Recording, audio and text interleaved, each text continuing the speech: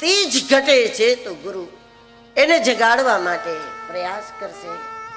નિર્ણય ઘટે છે તો ગુરુ એના માટે આપણા અંદર સરસ્વતી પ્રગટાવશે. સમયે દ્રવ્ય ઘટે છે તો સદગુરુ આપણા અંદર લક્ષ્મીને પ્રગટાવશે. પ્રતિકાર ઘટે છે તો સદગુરુ આપણા અંદર દુર્ગાને જગાડશે. કારણ કે દુર્ગા વગર વાર કોઈ કરે નહીં, દુર્ગા વગર પ્રતિકાર થાય નહીં, સંઘાર થાય નહીં. અને બધું હોવા છતાં જેને જીવનનો આનંદ નથી આવતો, સદગુરુ એના અંદર અંબિકાને પ્રગટ કરે અને આનંદ પ્રગટ કરે. અંબે તું આનંદમય, આનંદદાયની છે અંબા. એમાં આનંદ શક્તિને પ્રગટ કરે. તો દેવી ભાગવત આ પ્રસંગથી પણ એ જ સમજાવે છે આપણને કે વ્યાસજી મહારાજને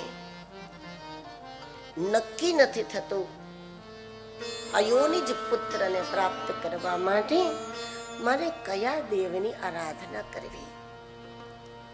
આપણને પણ જો એ નક્કી ન થતું હોય કે મારે કયા દેવતાને ભજવા, મારે કયા દેવની સાધના કરવી, મારે કયા દેવતાની સિદ્ધિ પ્રાપ્ત કરવી. ઘણી વખત 70-80 વર્ષ સુધી લોકોને નક્કી જ નથી થતું કે મારે કયા દેવતાની સાધના કરવી, મારે કયો મંત્ર સિદ્ધ કરવો.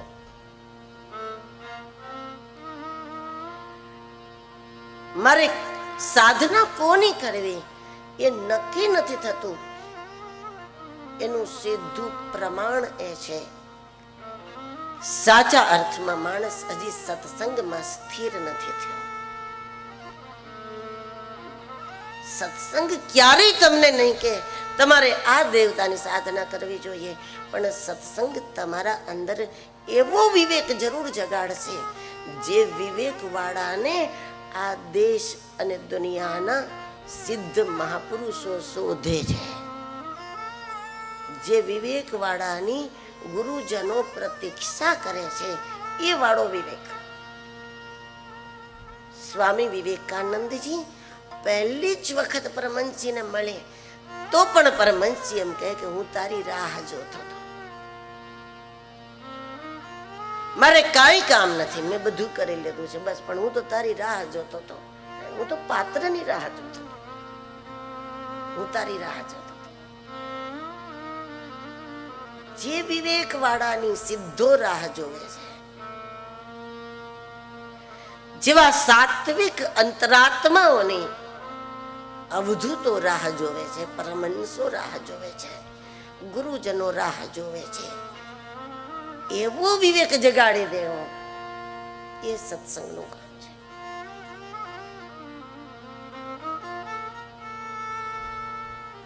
અને એ આપણી રાહ જોવે, ક્યાંક ને ક્યાંક આપણને ભેગા થઈ જાય.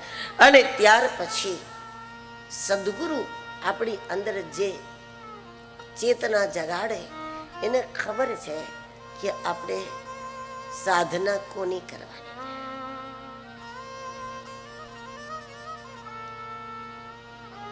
સ્વયં વ્યાસ ભગવાનનો અવતાર છે, પણ છતાં વ્યાસજી વિચાર કરે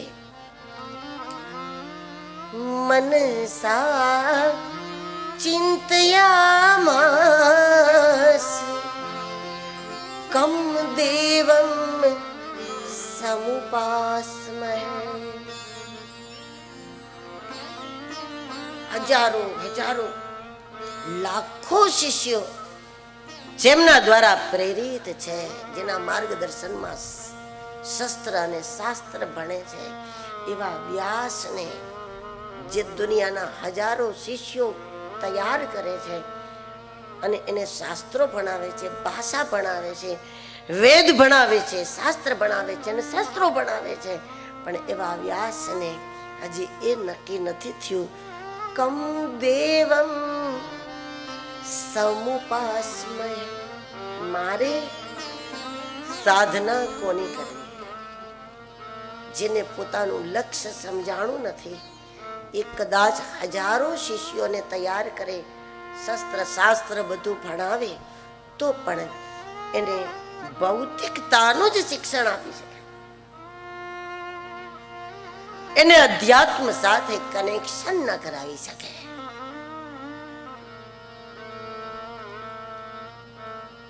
ટ્યુબલાઇટ લેવી હોય, કોઈ પણ લાઇટો આપણે લેવી હોય તો લાઇટ લેવા માટેના ને દુકાનો છે, ત્યાંથી આપણે લાઇટ લઈ આવી. એ લાઇટ વેચનારા જુદા છે, પણ એ લાઇટમાં અજવાળું લાવવું હોય તો કનેક્શન આપનારા સાવ જુદા છે. અને કનેક્શન વગર એમાં અજવાળું તો થવાનું નથી. મોંઘામાં મોંઘી લાઇટો મૂકો, પણ કરંટ તો જોશે ને ના અંદર એને ચાલુ કરવા માટે. જેને સ્વયંને એ ખ્યાલ નથી કે મારે સાધના કોની કરવી જોઈએ, અને ત્યાં સુધી એવા વ્યાસ ખુદ હજારો શિષ્યો જેમની પાસે છે, એવા વ્યાસ હજારો શિષ્યોને વેદ ભણાવે છે. બહારની પ્રકૃતિ વેદ વિદ્યાથી પવિત્ર થાય એ બધું કરાવી શકે છે, પણ બુદ્ધિનો તાર આત્મા સાથે અને આત્માનો પરમાત્મા સાથે જોડવાનું જે કનેક્શન છે એ કામ હજુ વ્યાસજી નથી કરી શકતા. બહારી વિદ્યાઓ બહારી વિકાસ તો આપશે જ આપણને. વેદ ભણી લો, શાસ્ત્ર ભણી લો, પુસ્તકો ભણી લો, સ્કૂલ કોલેજમાં ભણી લો, એનાથી ડિગ્રીઓ મળશે, એનાથી સુખ સુવિધા જે માનવીય જરૂરત છે જરૂર એની પૂર્તિ થઈ જશે અને થવી જ જોઈએ. પણ જન્મનું લક્ષ્ય સિદ્ધ નહીં થાય, જન્મનો હેતુ સિદ્ધ નહીં થાય. અને એના માટે વ્યાસને ખુદને ખબર હોવી જરૂરી છે કે મારે સાધના કોની કરવી. વ્યાસજીએ અનેક દેવતાઓના નામ વિચાર્યા. વિષ્ણુ રુદ્રમ સુરેન્દ્રમ વા બ્રહ્માણમ વા દિવાકરમ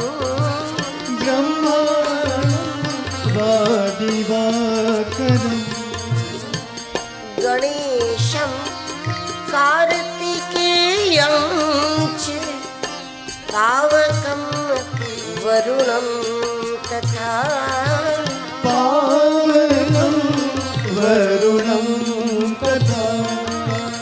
વિષ્ણુ રુદ્રમ સુરેન્દ્રમ બ્રહ્માણમ વા દિવાકરમ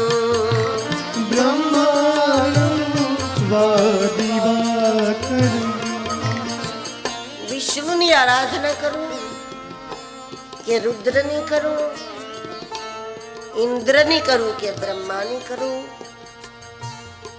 સૂર્યનારાયણની સાધના કરું કે ગણપતિની કરું, કાર્તિક સ્વામીની કરું કે અગ્નિની ઉપાસના કરું કે વરુણની ઉપાસના કરું. કેટલા બધા દેવી દેવતાઓ છે. આ યોનિજ પુત્રની પ્રાપ્તિ માટે આ તમામે તમામ દેવતાઓમાંથી મારે કોની આરાધના કરવી, હજુ કોને એ ખ્યાલ નથી. ત્યાં સુધી નક્કી એ થાય છે કે સત્સંગ કાચો છે અને ગુરુના પ્રત્યેની નિષ્ઠાનો અભાવ છે. નહીતર આ પ્રશ્ન હોય જ નહીં. જેને સત્સંગ પરિપક્વ છે અને ગુરુદેવની જેના ઉપર સંપૂર્ણ કૃપા છે અને જેની ગુરુ નિષ્ઠામાં ખામી નથી, એ આ બધા જ દેવતાની આરાધના કરતા હોય તો પણ એ આમાંથી એકની નથી કરતા. હકીકતમાં એ પરમ તત્વની એકની જ કરે છે. અને આપણે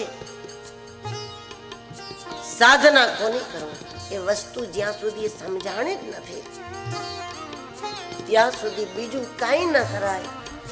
માત્ર ને માત્ર ગુરુજનોને સેવવા જોઈએ. ત્યાં સુધી માત્ર સદગુરુ સેવો, સત્સંગને પીવો, સદગુરુને સેવો. સત્સંગને પીવો કાન દ્વારથી અને સદગુરુને સેવો રોમ રોમથી. કથા કાનથી સાંભળવાની હોય. પીબત ભાગવતમ રસમાલયમ, સત્સંગને કાનથી પીધા કરો અને સદગુરુને રોમે રોમથી પીવો, રોમે રોમથી સેવો.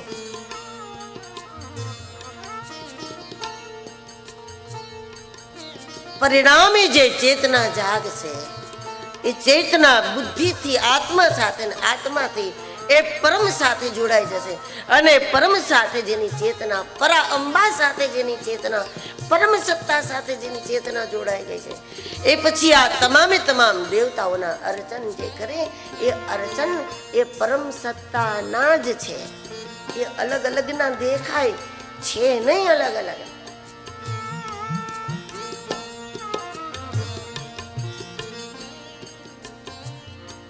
વ્યાસજી ચિંતામાં પડ્યા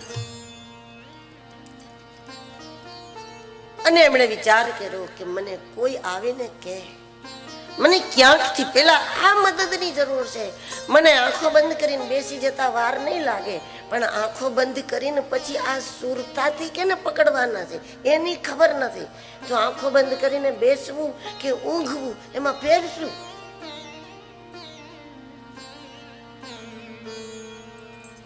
આ બધું ભૂલે કો ઘર લાવે, સો જનામો કો ભાવે.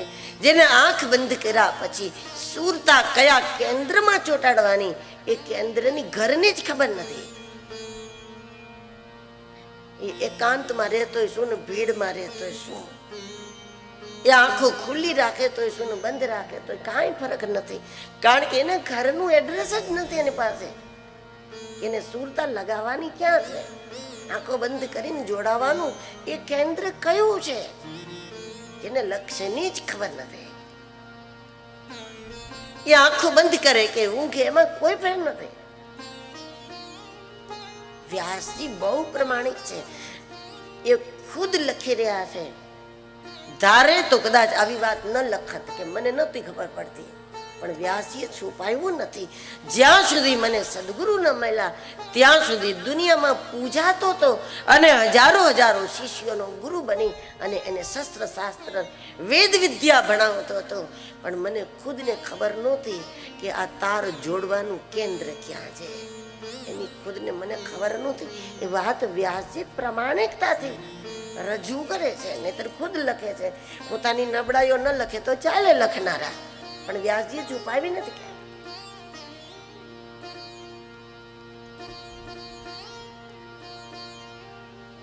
વ્યાસજી કહે મને એ ખબર નથી. તપસ્યા મારો સ્વભાવ છે, બ્રાહ્મણ ઋષિ તરીકે તપસ્યા મારો સ્વભાવ છે. હું આરામથી તપ કરી શકું, ત્યાગ કરી શકું, ધ્યાન લગાવીને બેસી શકું. પણ સમય મારો એમાં ગયો કે મને એ ખબર નહોતી કે મારે સાધના કોની કરવી. મારે એ મદદની જરૂર હતી. અને મેં અદ્રશ્ય સત્તાને એના માટે પ્રાર્થના કરી, મને મદદ મળે, મને એના માટે મદદ મળે કે મારે આરાધના કોની કરવી, કયા દેવની કરવી, જેના પરિણામે મને અયોનિજ પુત્ર પ્રાપ્ત થાય. કોઈ સ્ત્રી દ્વારા જન્મેલો પુત્ર નહીં, કોઈ માતા પિતાથી જન્મેલું બાળક નહીં, મારે અયોનિજ જોઈએ છે. અયોનિજ સંતાન એટલે કે શિષ્ય ગુરુનું અયોનિજ બાળક છે.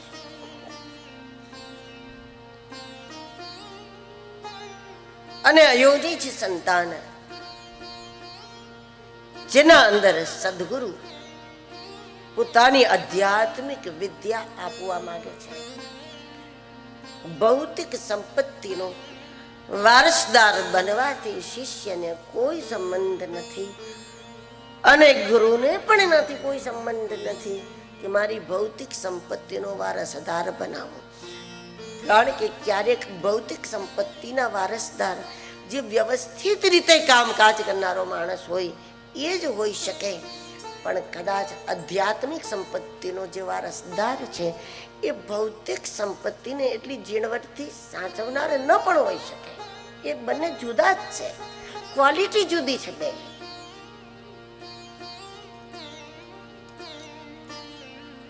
હજારો શિષ્યોમાંથી મારી ભૌતિક સંપત્તિ તો હું ગમે તેને સોંપી દઈશ, એનો વારસદાર હું ગમે તેને બનાવીશ, અથવા અલગ અલગ વિભાગ હું અલગ અલગ અધિકારીઓને વ્યવસ્થિત રીતે સોંપી શકીશ.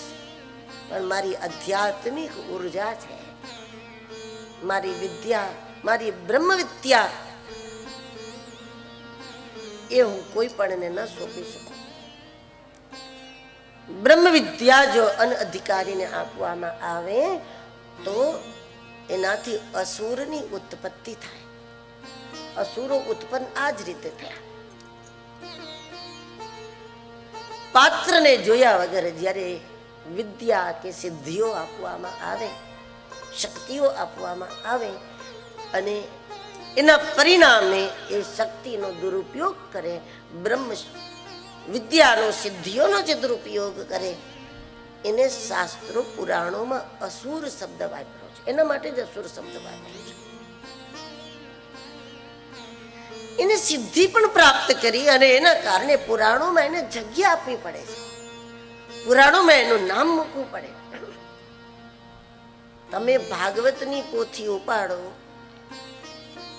તો એમાં પૂતનાનું નામ હોય, કંસનું હોય, એના પત્તા કાઢીને તો ઉપાડતા નથી ને માથે, એના નામના પત્તા કઢાય તો નહીં. રામાયણની પોથી માથા ઉપર લઈએ તો એમાં મંથરા, સુરપણખા, રાવણ ને બધાયના છે, કુંભકર્ણ ને બધાયને લેવા તો પડે, કારણ કે એને વિદ્યાનો રસ્તો તો લીધો જ છે. યોગ્યતા વગર જેને કોઈ સિદ્ધિ મળી જાય એના અંદર અસુરની ઉત્પત્તિ થાય. પણ જે સિદ્ધિ છે એ કોઈ સંતની આપેલી છે, કોઈ સિદ્ધોની આપેલી છે. એ વસ્તુ પોતે પવિત્ર છે, ભલે ખોટા પાત્રમાં ગઈ, અને એ રીતે અસુરની ઉત્પત્તિ થાય. દેવી ભાગવતને ધારણ કરો એટલે મહિષાસુરનું નામે માથે તો ચડાવવું જ પડે.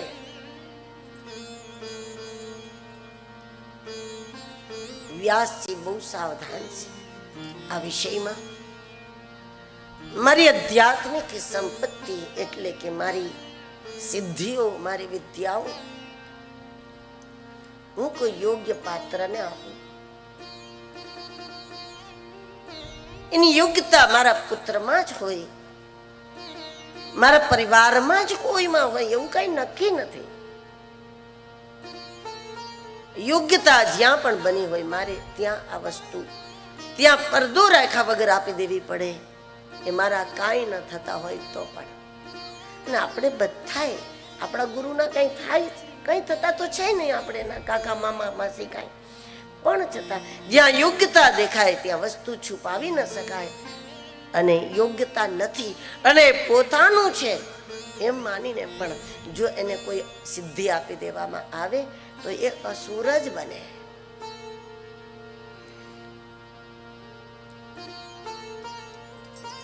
તો સિદ્ધિઓ પ્રદાન કરવામાં, વિદ્યા પ્રદાન કરવામાં સંબંધ જોવામાં ન આવે,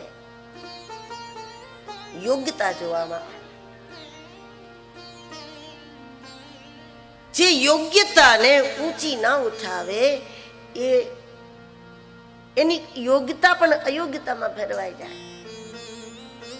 જે માણસને યોગ્યતા દેખાતી હોય, યોગ્ય હોય એને જ યોગ્યતા દેખાય. પેલી વાત તો એ છે, યોગ્યતા અને અયોગ્યતા એનો ભેદ કેને ખબર પડે? એ સમર્થોને જ ખબર પડે, એ અનુભવીઓને જ ખબર પડે કે આ એકદમ લાયક છે, એકદમ યોગ્ય છે.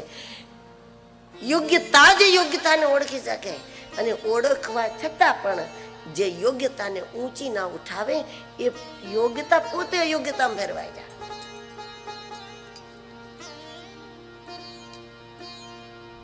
અયોની જ સંતાન જોઈએ છે, અને એના માટે મારે કોની સાધના કરવી, સાધના મારા માટે કઠિન નથી. અનેક મંત્રો તંત્રોનો હું જ્ઞાતા છું, પણ મારે આરાધના કોની કરવી એના માટે મને મદદ મળે. અંતરિક્ષમાં પુકાર કર્યો છે એના માટે મને મદદ મળે. અને એ જ અસ્તિત્વ સદગુરુ રૂપે વ્યાસજી સુધી પહોંચી ગયું. અને એમનું રૂપ હતું શ્રી નારદજીના રૂપમાં. શ્રી નારદજીને વ્યાસજીએ સવાલ કર્યો, આપ મને કહો કે આટલા બધા દેવી દેવતાઓ છે, એમાંથી મારે સાધના કોની કરવી? મારે એનું ભજન કરવું છે જે મને અયોનિજ પુત્રનું વરદાન આપી શકે. મારી સંપત્તિ વધતી જાય છે, એટલે કે મારી સાધના વધતી જાય છે, મારી વિદ્યા વધતી જાય છે, મારું ચિંતન વધતું જાય છે. અને એની સાથે સાથે ચિંતા તુરોતિ કસ્માત્વમ દ્વેપાયન વદસ્વ. એની સાથે સાથે મારી ચિંતા વધતી જાય છે.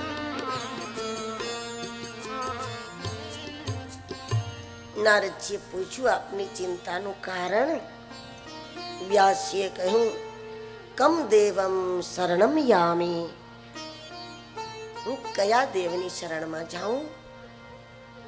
ત્યારે નારદજીએ વાત કરી, વ્યાસજી આવો સવાલ તમને જ થયો એવું નથી. આવો સવાલ મારા પિતા બ્રહ્માના મનમાં પણ થયો કે પરમ સ્વતંત્ર સત્તા પરમ તત્વ કોણ છે, જેની એકની આરાધનામાં તમામ દેવતાની આરાધના આવી જાય? સર્વોપરી તત્વ કોણ? વિષ્ણુને સર્વોપરી માનો. કોને માનો? નક્કી વિષ્ણુ જ સ્વતંત્ર છે એવું સમજીને બ્રહ્મા જ્યારે એમની પાસે સમજવા માટે ગયા, મારી સમજ સાચી છે, આપ જ સ્વતંત્ર છો? બ્રહ્માએ જેને સવાલ કર્યો, દેવ દેવ જગન્નાથ ભૂત ભવ્ય ભવત પ્રભુ. બ્રહ્માજી જાણવા ગયા અને એ સમયે ભગવાન વિષ્ણુ તપસ્યામાં મગ્ન હતા. એટલે બ્રહ્માજીને એટલું તો સમજાય જ કહ્યું કે જો વિષ્ણુથી ઉપર કોઈ ના હોય તો પછી વિષ્ણુએ તો તપ કરવાનું રહે જ નહીં. એ તપસ્યા કરે છે, એ ધ્યાન ધરે છે, એટલે કે એનાથી ઉપર હોય એનું ધ્યાન હોય, તો એનાથી વિશેષ તત્વ કોઈ છે? આ પ્રસંગ આપણને પણ એવો વિવેક આપે છે. માણસે કાયમના માટે એક વિચાર રાખવો જોઈએ, આપણાથી પણ શ્રેષ્ઠ કોઈ છે. હંમેશા પોતાનાથી શ્રેષ્ઠ શું છે, શ્રેષ્ઠ કોણ છે, એની શોધ કરવી જોઈએ. જો પોતાનાથી શ્રેષ્ઠની શોધ નહીં કરો તો પોતાનાથી જ પોતે અભિભૂત થઈ જશો. અને બીજાની નજર જો આપણને લાગે, એના ઉતારવાના કેટલાય પ્રયોગો છે, પણ પોતાની નજર પોતાને લાગે તો ભલભલા ઉતારી નથી શકતા. મારાથી સારું કોઈ નહીં, મારાથી શ્રેષ્ઠ કોઈ નહીં, મારાથી મજબૂત કોઈ નહીં, મારા કરતા પવિત્ર કોઈ નહીં, મારા કરતા વધારે જ્ઞાની કોઈ નહીં, મારા કરતા વધારે વિદ્વાન કોઈ નહીં. આવું જેને જેને સમજાઈ જાય ખોટું, આવું ખોટું જેને જેને પકડાઈ જાય એ પોતાનાથી અભિભૂત થઈ જાય. અને જ્યારે આપણે આપણાથી અભિભૂત થાય ત્યાંથી આપણો સમાજમાં પણ તેજો વધ થવાની શરૂઆત થઈ જાય. વારંવાર કોઈને કોઈ ઘટનાઓ જો આપણો તેજો વધ કરી જાય તો કદાચ આપણે આપણાથી અભિભૂત હતા.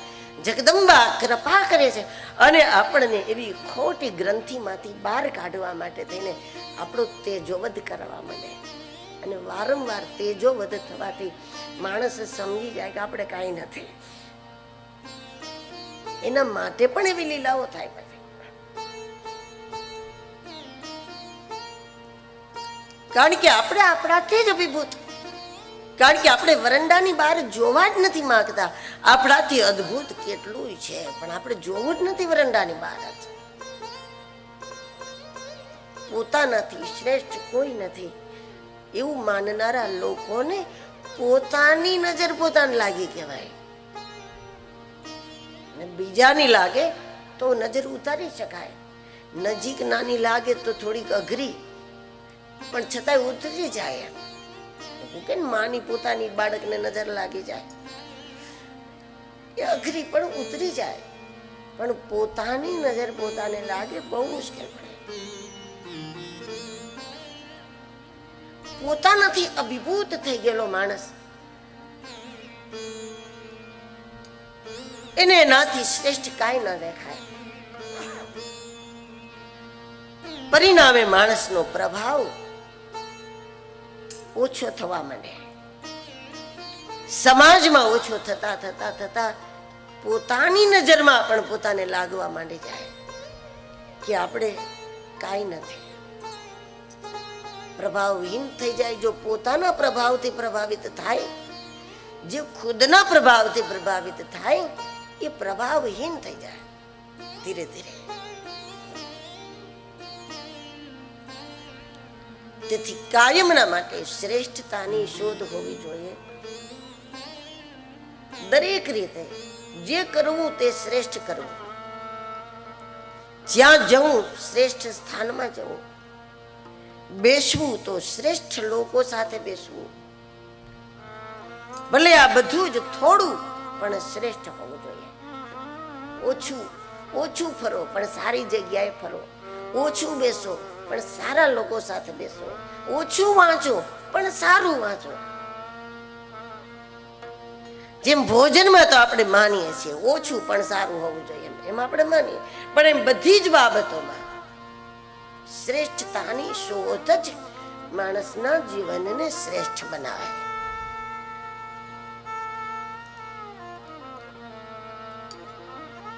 ભગવાન વિષ્ણુને તપસ્યા કરતા જોયા અને બ્રહ્માજીએ સવાલ કર્યો કે આપનાથી શ્રેષ્ઠ કોણ છે? હું તો માનું છું કે તમે જ ભગવાન છો. ભગવાન વિષ્ણુએ કહ્યું કે બ્રહ્મા, એક રીતે તમારો વિવેક એટલો સાચો છે. જન્મથી આપણે જેને જોયા છે અથવા જેના થકી આપણે દુનિયા જોઈએ છે એ જ આપણો ભગવાન છે, એ પેલો ભગવાન છે. આપણે જન્મતા મા બાપ જ જોયા છે, બીજું કઈ ને જોયું. જન્મ લઈને આપણે સૌ પહેલા કોને જોયા હોય? જન્મતા આવે તો આપણે મા બાપ જ જોયા છે, અને મા બાપ થકી જ આપણે આ દુનિયા જોઈ છે. તો જન્મતા આવે તો આપણે જેને જોયા છે અને જેના થકી આપણે આ જગત જોયું છે એ આપણો પેલો ભગવાન છે. એ વાત ક્યારેય ન ભૂલવી જોઈએ. એ પેલો ભગવાન. પણ બ્રહ્મા, એ ભગવાન સંતાનને લાગુ પડે, માત્ર આખી દુનિયાને નહીં. આખી દુનિયાને તો એ તત્વ લાગુ પડે. સમગ્ર બ્રહ્માંડ જેના થકી છે, આ જગતનું અસ્તિત્વ જેના થકી છે, અને એ પરમ સ્વતંત્ર છે. હું સ્વતંત્ર નથી. સ્વતંત્ર એ જગદંબા છે, સ્વતંત્ર એ પરમ સત્તા, અને એ પરમ સત્તા હોવાથી આપણે એને શક્તિ કહીએ છીએ.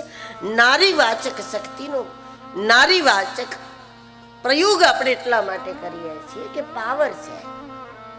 શક્તિને માનવી જ પડે,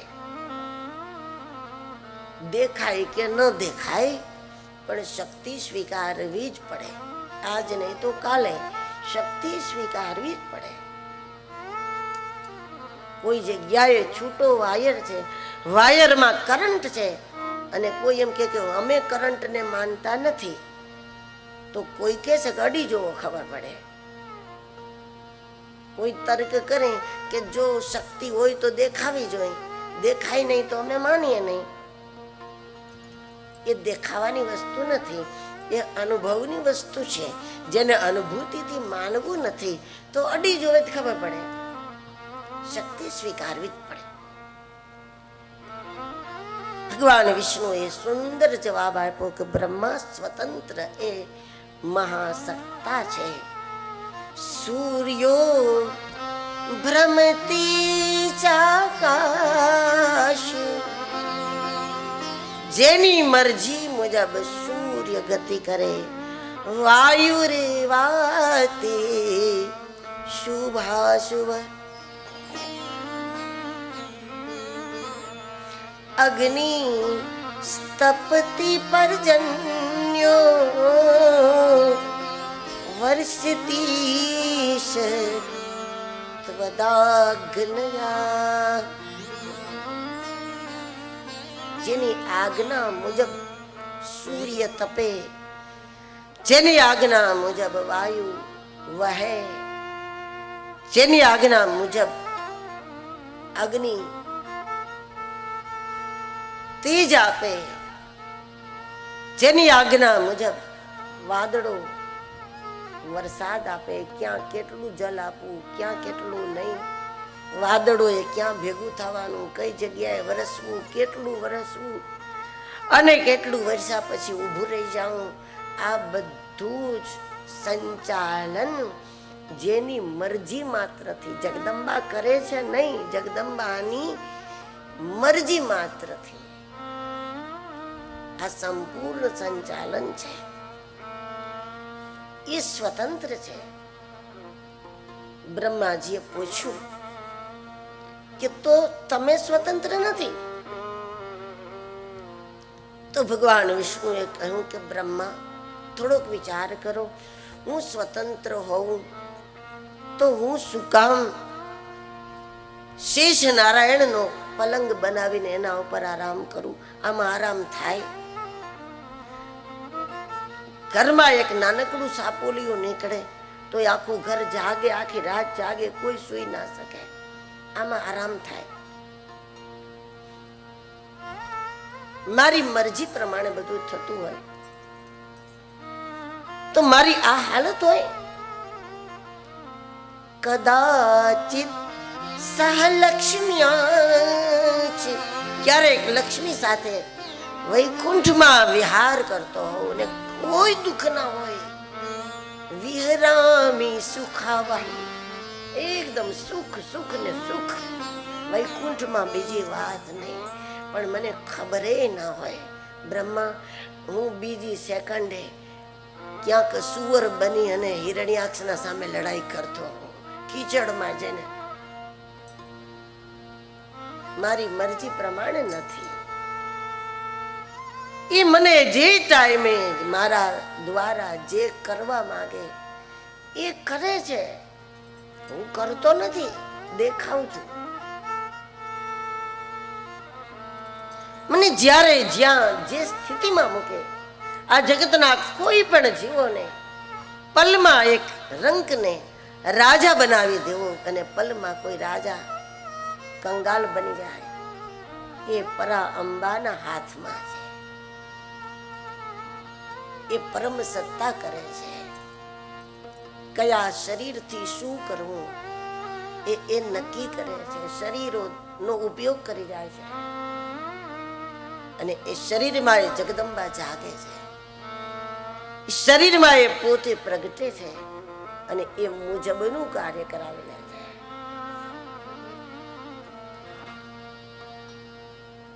હું સ્વતંત્ર હોઉં તો હું હયગ્રીવ શું કામ બનું?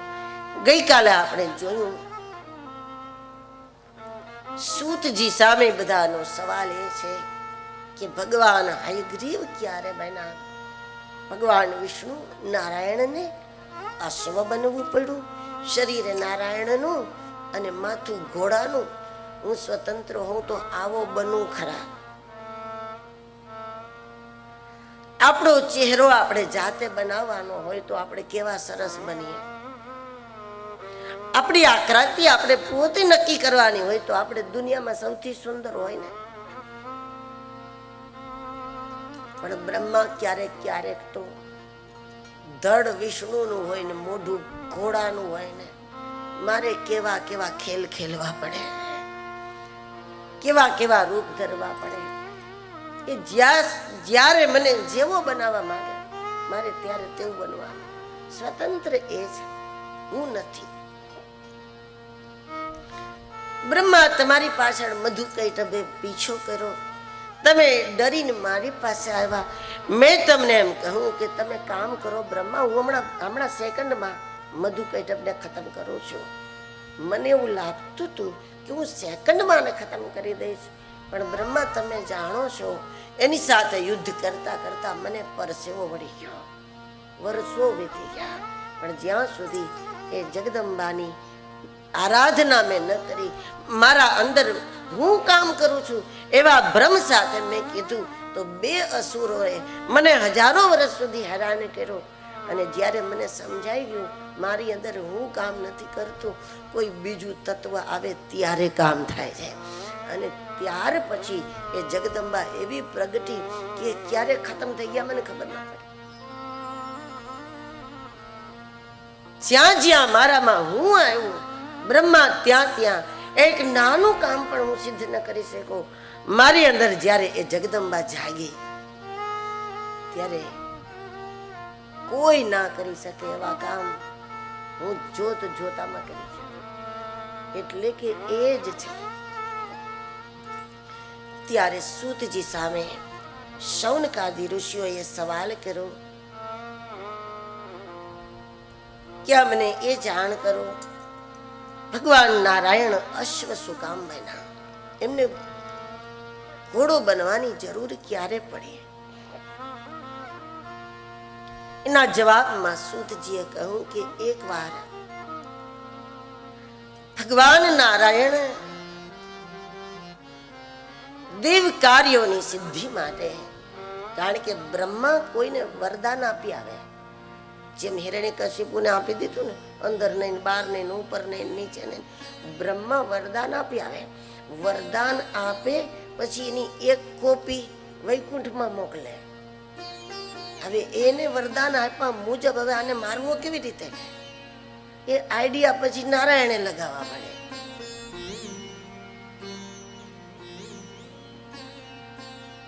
એવા કોઈ કાર્યમાં નારાયણ વ્યસ્ત હતા, એ યુદ્ધમાં હતા.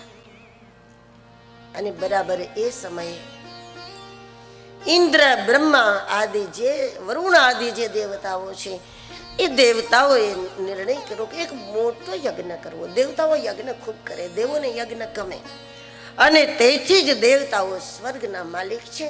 તેથી જે સ્વર્ગ ભોગવે છે યજ્ઞ સમૃદ્ધિ આપે આપે ને આપે. અગ્નિનો મતલબ જ એ થાય, અગ્નિ એટલે આગળ વધારનાર. અગ્નિ શબ્દનો અર્થ આગળ વધારનાર, ઉન્નતિ કરનાર. અને એમાંય જ્યારે વિધવત યજ્ઞો થાય ત્યારે એ સમૃદ્ધિ ગુણો સાથે આવે, સદગુણો સાથે આવે, શાંતિને લઈને આવે, આનંદને લઈને આવે, સંતોષને લઈને આવે. યજ્ઞ દ્વારા પ્રાપ્ત સંપત્તિ એ સદગુણ ભરેલી. યજ્ઞ દ્વારા પ્રાપ્ત સંપત્તિ એ અભયદાયીની પણ હોય, નહીતર સંપત્તિ વધે એના સાથે થોડો થોડો ખતરો પણ વધે. અને એની સુરક્ષાને લઈને, આપણી સુરક્ષાને લઈને આપણે સાવધાન રહેવું પડે. પણ યજ્ઞ દ્વારા પ્રાપ્ત સંપત્તિ છે એ અભય પણ આપે, શાંતિ પણ આપે, સંતોષ આપે, આનંદ આપે, વિવેક આપે. દેવતાઓ યજ્ઞ કરે વારંવાર, અને એટલે જ એ સ્વર્ગમાં છે. પૃથ્વી ઉપર હોવા છતાં કાયમ આપણે સ્વર્ગમાં રહેવું હોય તો સમયે સમયે યજ્ઞો કરવા જોઈએ. સમયે સમયે યજ્ઞ કરનારા એને સ્વર્ગ જ પ્રાપ્ત થાય. એટલે મર્યા પછી નહીં, પણ એ જ્યાં છે ત્યાં એને સ્વર્ગ જેવું સુખ પ્રાપ્ત થાય, સ્વર્ગ જેવી વ્યવસ્થા પ્રાપ્ત થાય. દેવતાઓને મોટો યજ્ઞ કરવો હતો અને એ યજ્ઞ કરતા પહેલા દેવોએ વિચાર કર્યો કે આપણે ભગવાન વિષ્ણુને મળીએ અને એમની પાસેથી આજ્ઞા લઈએ યજ્ઞ માટે. ભગવાન નારાયણ આ સમયે યુદ્ધમાં છે. જો કે દેવતાઓ એવું જાણીને ગયા હતા કે યુદ્ધ વિરામ કેટલા વાગ્યાથી કેટલા વાગ્યા સુધી છે, જેનું આપણે કામ છે, એનો ઓફિસ ટાઈમ શું છે, એનો રિસેસ ટાઈમ શું છે, એ થોડું આપણે નક્કી કરીને જઈએ ને કે ફ્રી ક્યારે હશે. થોડી વાર માટે યુદ્ધ વિરામ હતો, પણ ભગવાન નારાયણે યુદ્ધ વિરામના ટાઈમે બેઠા બેઠા વિશ્રામ કરવાનો નિર્ણય કર્યો. થોડીક વારનો વિશ્રામ હતો એટલે ધનુષની જે પ્રત્યંચા હતી એ ભગવાને છોડી નહીં. ધનુષની દોરી છોડી નાખે એટલે ધનુષ તો બિલકુલ સીધું જ હોય, સાવ સીધું હોય. જ્યારે ચડાવવું હોય ત્યારે દોરીને ચડાવે, ઉપયોગ કરતી વખતે દોરી ચડાવે. દોરીનું માપ નાનું હોય ધનુષ કરતા એટલે એ ધનુષ આકાર થઈ જાય દોરી બાંધે એટલે. પણ આ તો થોડીક વારનો રિશેષ હતો એટલે ભગવાને બેઠા બેઠા જ આરામ કરી લેવાનો વિચાર કર્યો.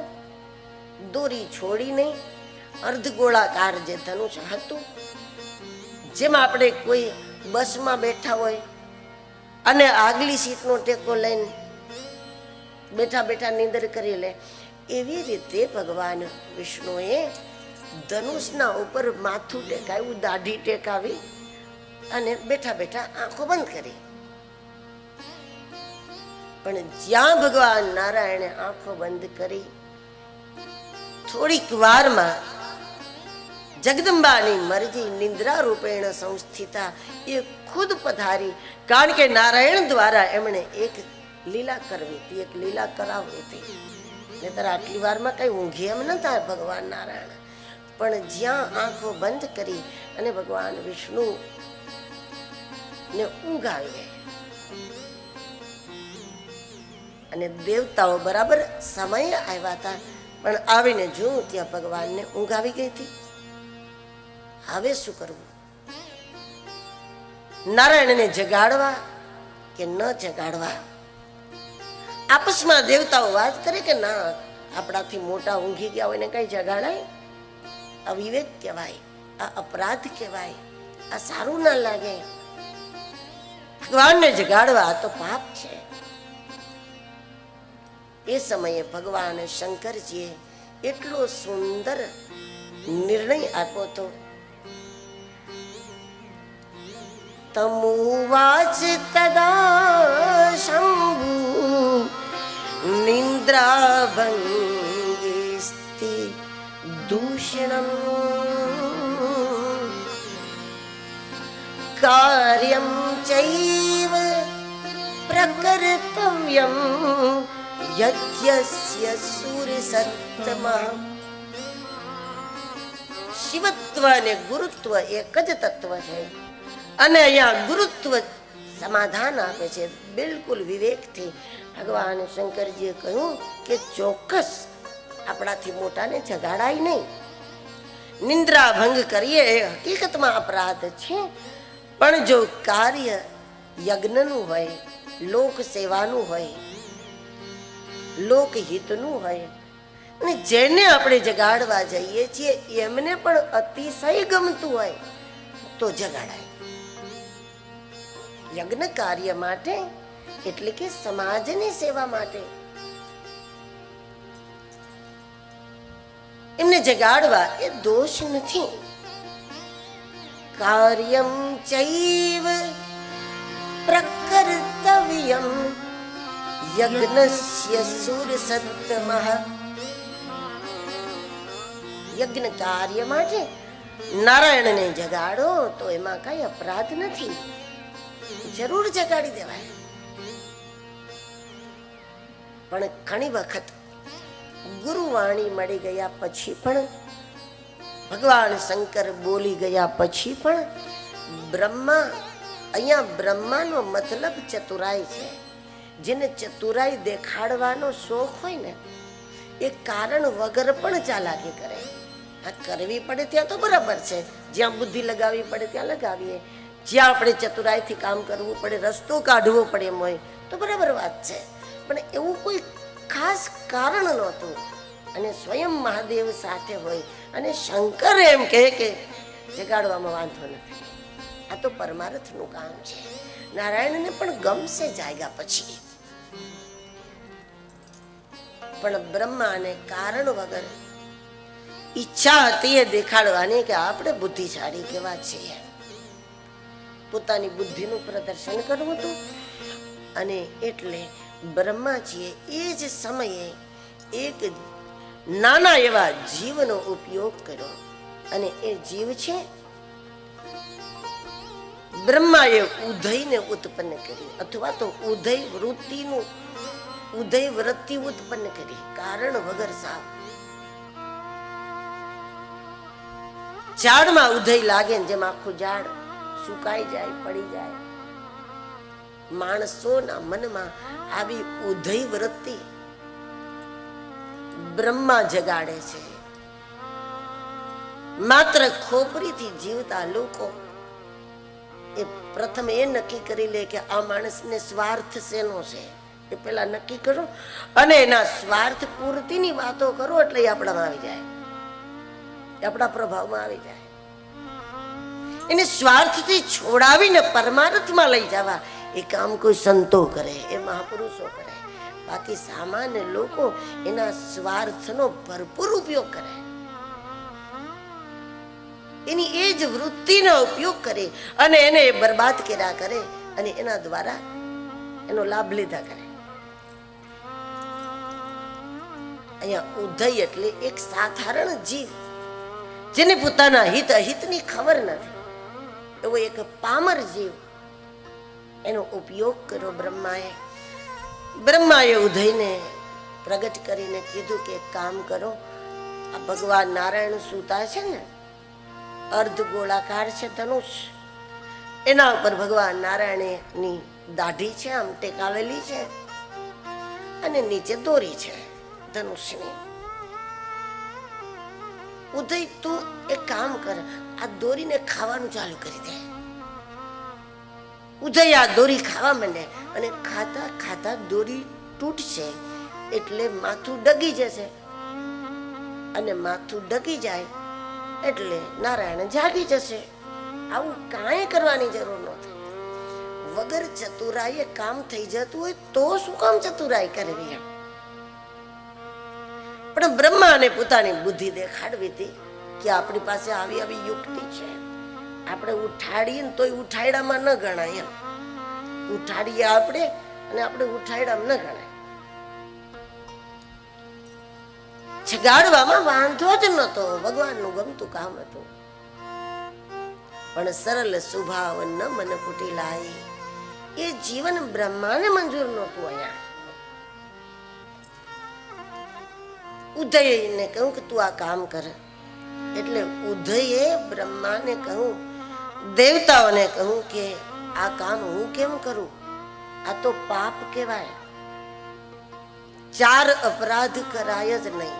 વાત સાવ સાચી છે, પણ આ બોલે છે ઉદય એટલે ખાલી બોલશે જ, એ પોતે અમલ નહીં કરે આનો. ઉદયે કહ્યું 4 પાપ ક્યારેય ન કરવા. નિંદ્રા ભંગ, કથા છેદો, દાંપત્યો પ્રીતિ ભેદનમ. કોઈ સૂતેલા હોય એને ઉઠાડવા નહીં,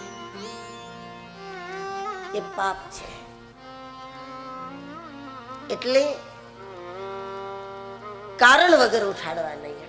આપણા સ્વાર્થ માટે ઘણી વખત ભાઈઓ પોતે મોડા મોડા આવે, કોઈ ટાણા ટંક વગર ઘરે આવે અને ઈચ્છે કે એટલા વાગે પાછો ઘરના પાછા ઉઠે ત્યારે પાછું શાકભાજી ગરમ કરે, એવા ટાઈમે રોટલી બનાવે અને એના માટે ઉઠાડે, પોતાના સ્વાર્થ માટે નહીં. બાળકને જગાડવું પડે, એના સ્કૂલનો ટાઈમ થઈ જાય, કોઈને બહારગામ જવાનું છે તો મુસાફરને ઉઠાડવા પડે, કારણ કે એની બસ છૂટી જાય જો ઉઠાડીએ નહીં તો.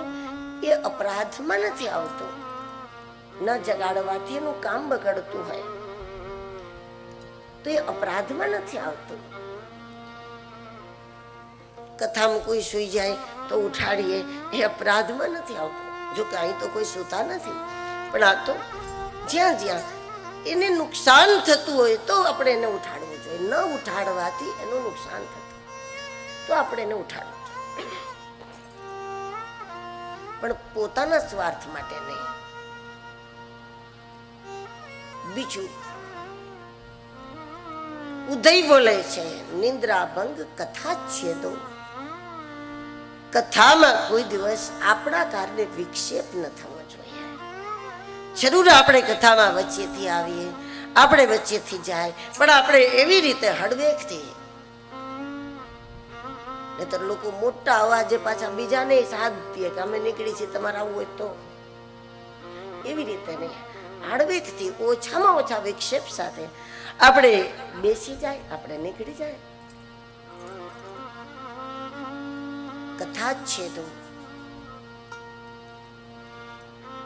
ક્યારેક એક સૂત્ર છૂટી જાય શ્રોતાઓને તો ફરી પાછા એ વાત સાથે જોડાઈ ન શકે. આપણી આજુબાજુ વાળાને તકલીફ ન પડે એ રીતે કથા છે તો.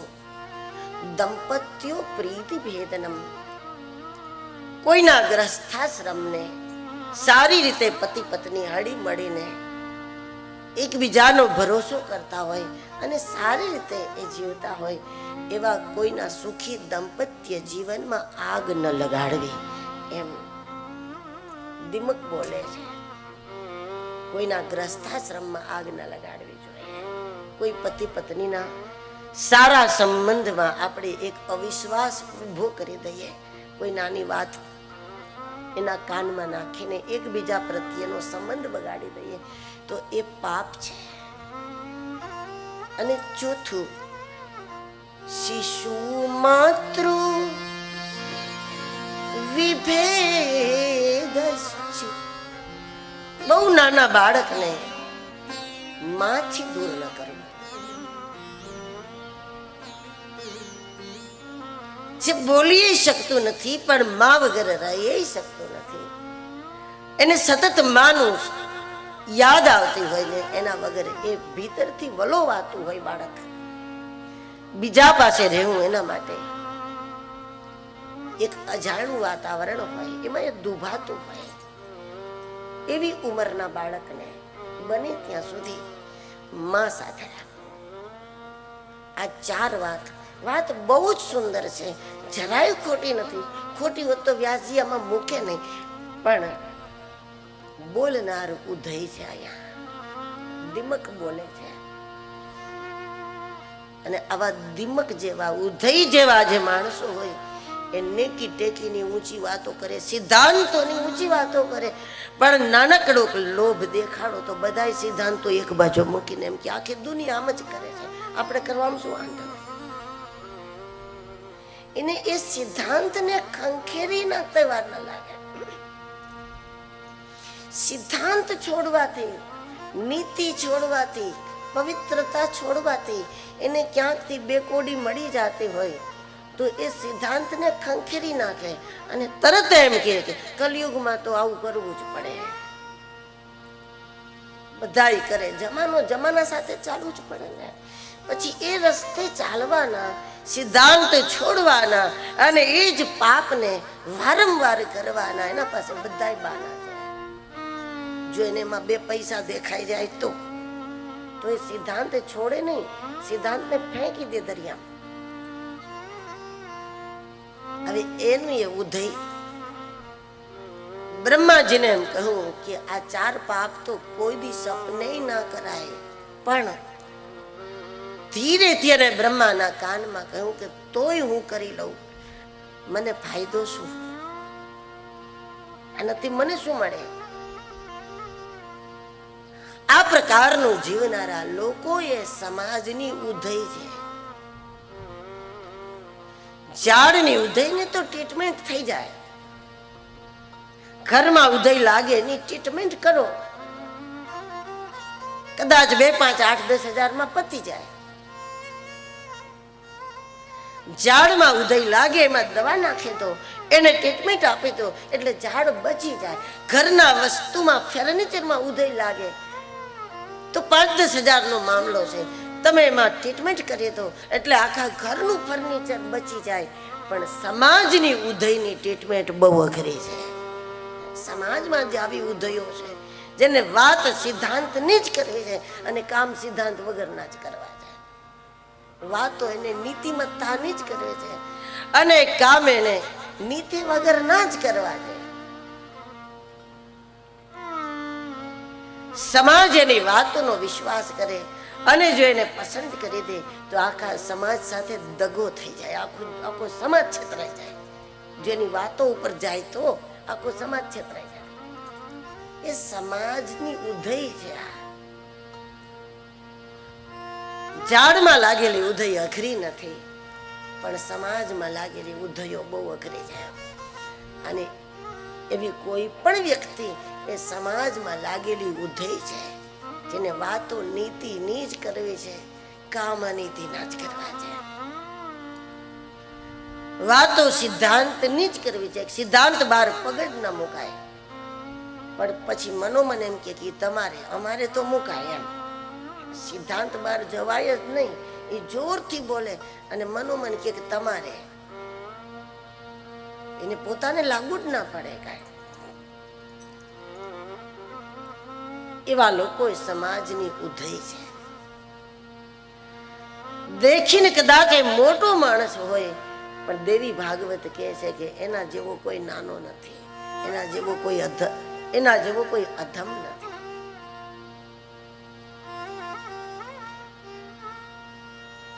ઉદયે કહ્યું કે આ 4 પાપ કોઈ દી ના કરાય. ધીરેથી એણે બ્રહ્માના કાનમાં કહ્યું, સર્વ સ્વાર્થ વસો લોક ગુરુતે પાત ગંકિલ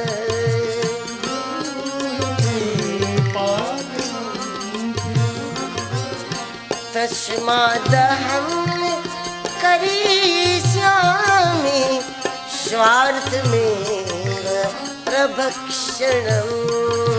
સ્વાર્થ મેવ પ્રભક્ષણમ. સર્વ સ્વાર્થ વસો લોક, આખું જગત સ્વાર્થ માટે નિર્ણય કરે છે. અને આમાં મારો કોઈ સ્વાર્થ સિદ્ધ થતો હોય બ્રહ્મા તો મને કહો, તો તસ્માદહં કરીષ્યામિ, તો કરી લઈશ અને પછી 50 માળા વધારે ફેરવી લઈશ એટલે હું માની લઈશ કે બધું ચોખ્ખું થઈ ગયું. आप हमारे संत वाणी चैनल को सब्सक्राइब करें, वीडियो को लाइक करें, शेयर करें और हाँ, बेल आइकन पर क्लिक करना बिल्कुल ना भूलें ताकि हमारी किसी भी वीडियो की सूचना सबसे पहले आपको मिले.